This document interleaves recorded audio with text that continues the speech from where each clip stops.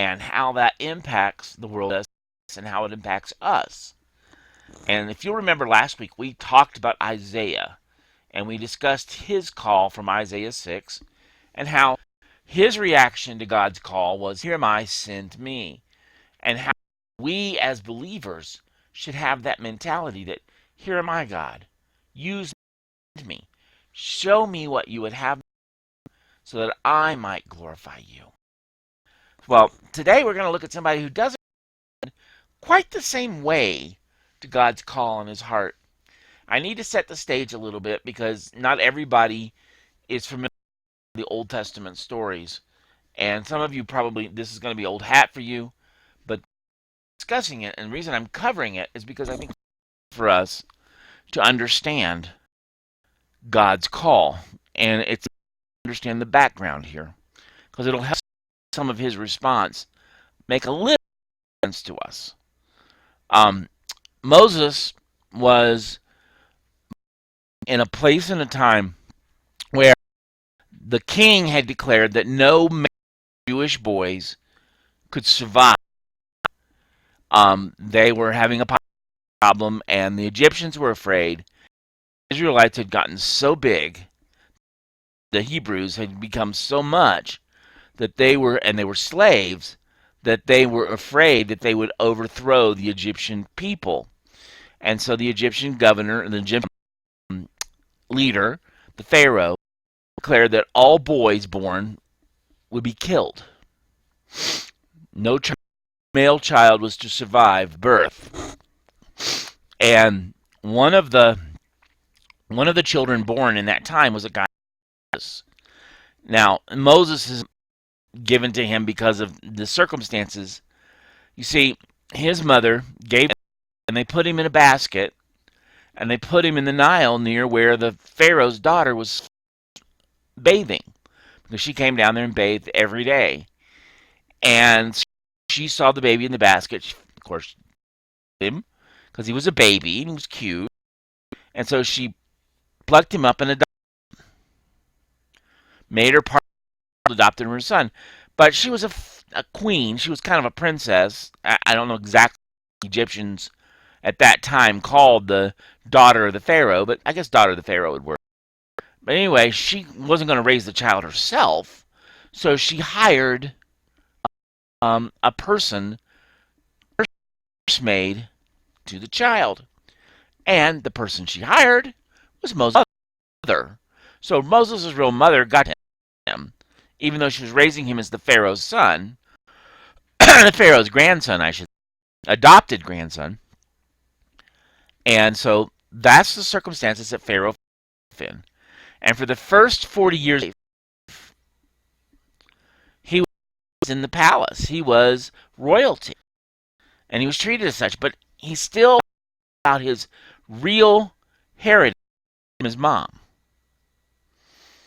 And somewhere around the end, close to his 40th birthday, Moses was out and he saw the Egyptian beating Hebrew slaves, and he intervened. When he intervened, he ended up killing.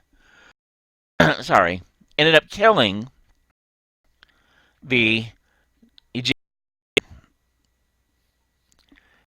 Later on, he heard somebody say, "Well, we better watch out with him. Kill us like he did the Egyptian guard." And he knew that it was known, and he was in trouble, so he ran. So he ended up in the wilderness, and for the next 40 years, he spent it in the wilderness herding sheep. He met this guy, and he had a daughter, and her, and he had his father. And that's where we come into this story, because he's in the wilderness, he's abandoned all that Pharaoh, but he's still a Hebrew. And as you'll learn later on, his still comes and sees him. So obviously, somewhere where the Pharaoh, but his family knows where he is, and they come out and visit him. Excuse me. So if you will look, we'll talk about accepting the call of God. And I want to look at the call first. And this says from Exodus 3, 4. Meanwhile, Moses was shepherding the flock of his father-in-law Jethro, the priest of Midian, and he walked to the far side of the wilderness and came to Horeb, the mountain of God. And the angel of the Lord appeared to him in fire within a bush. And as Moses looked, he saw that the bush was on fire, but was not consumed. So Moses thought, I must go over and look at this sight.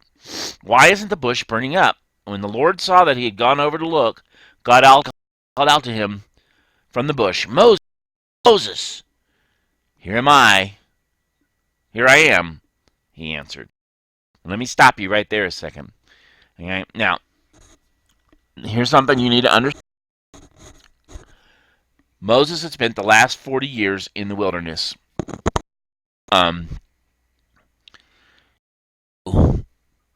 About sheep. He knew about the wilderness. He understood all that. So it wasn't like he said, oh, what's this mirage? Here's this light shining off the bush. The bush was on fire. It just wasn't being consumed. And for somebody who lives in wilderness, fires are important things. And so he would have definitely gone and seen it, and it would have been real, because he never would have noticed it in, a fake. So he gets over to the bush, calls out to him. Now, understand at this point, I don't know who this is, but he hears the voice calling from the bush, calling his name. So Moses heard, do not come any closer, he said. Remove the sandals from your feet, for the place you are standing is holy ground. Then he continued, I am the God of your father, the God of Abraham, Isaac, and the God of Jacob. Moses, because he was afraid to look at God. Then the Lord said, I observed the misery of my people in Egypt, them crying out because of their oppressors, and I know about their sufferings. I have come down to rescue from the power of the Egyptians and to bring land to a good and spacious land, flowing with milk and honey, the territory of the Hittites, the Amorites, Perizzites, Hivites, and Jebusites. And the Israelites for help has come to me, and I have also seen the way the Egyptians are oppressing them. I'm going to stop right there saying I got one more verse. I want to paint this picture. God comes and he says, I've heard their... Now, first off, in the book of Genesis, it goes back, if you go back far enough, you'll find a verse in there. The reason God doesn't give them land to begin with, why he says they have, he says it's because it's not yet the Canaanites, all those tribes. They still have 300 years to repent.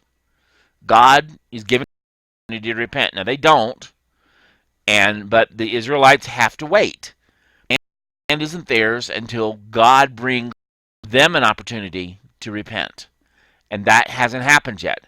And so that's one of the reasons they go off into Egypt and they spend 300 years there, because God is giving, in mercy, opportunity for those who are already living in the land to repent and turn to Him.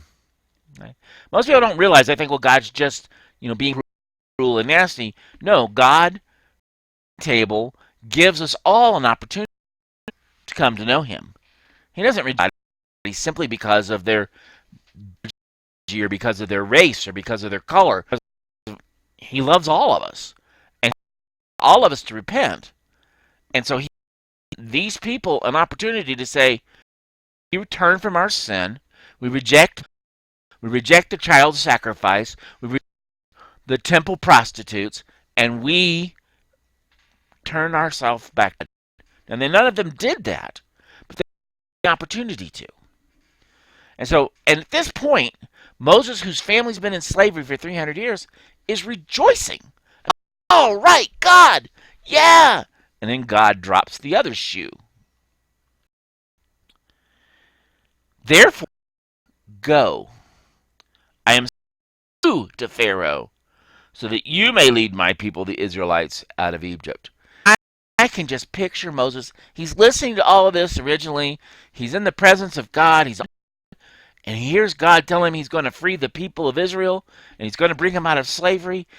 Yeah, all right. He's excited about it. And then God says, oh, by the way, I'm sending you to go do it. See, we do the same thing. We beg God for something to happen. And when it happens and God says, well, I need this. Oh, wait a minute, God. Wait a minute. I'm not qualified for that. I can't do that. Whoa. So I can just his face like, uh-oh. God, I want you to free my people, but I'm not sure I'm the one to do. I mean, that because you're going to look at Moses' response in a second. We do the same thing.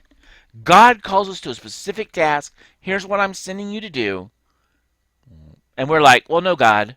I mean, that's great and everything, but I don't want to be the one that does this. Pull out the excuse card. In the church I grew up in, we called these people, when you pull out the excuse, I call you a motorboater. You've got your motorboat up and running. Now you're looking at me. Okay. Motorboat is this. But.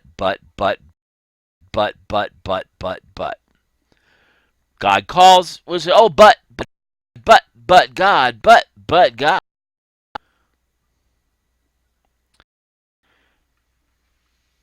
Moses is given the greatest news there is in the world.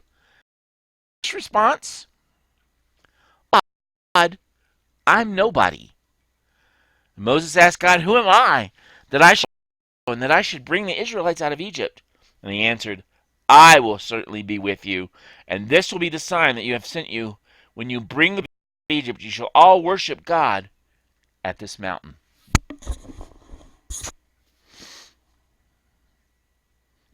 Now, notice what God says.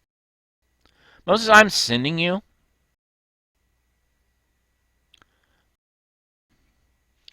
I'm going with you. I will be with you. Now, that should be enough for most of us to know that God Himself is accompanying us on whatever we're walking through, but it doesn't help us all the time, does it? We get stubborn. Well, God, I know you told me you were going to do this. I know you promised me this is going to happen. But then we start, well, I don't know that the bottom line is we don't really trust God. We have decided somehow that God is looking for an opportunity to humiliate us, or in us, or God will let us down. And so we decide, well, I can't do this. Talents, I don't have the skills, I don't have the ability. There's a young man in Chicago named Nick